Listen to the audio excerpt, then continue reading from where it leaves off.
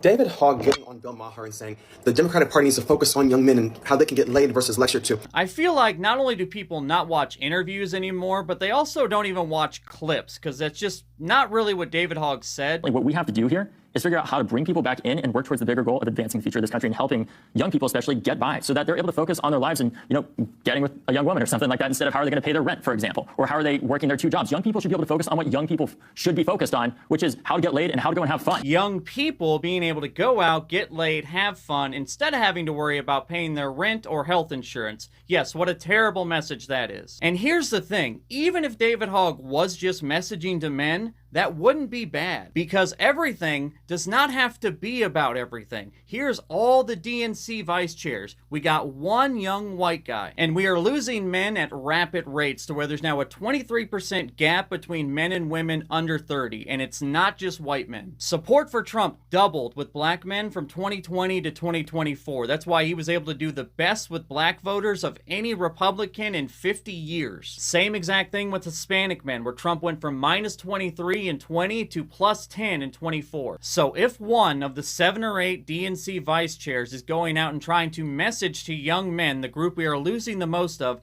to try and win them back, that is not a bad thing. In fact, it needs to be done. And it's not even that other messaging isn't more important. It's just that you have to have different things for different people. Andrew Tate and Ben Shapiro are preaching two very different things, but both of their messages help Trump win the election. Now, I don't know if David Hogg's messaging is 100% the best way to go. What I do know is that most young people aren't politically engaged, and most young people are also constantly worried about going out, having fun, and getting laid. And if we can get more of them to vote the way we want, those of us that are politically engaged can get more of the things done that we think are important.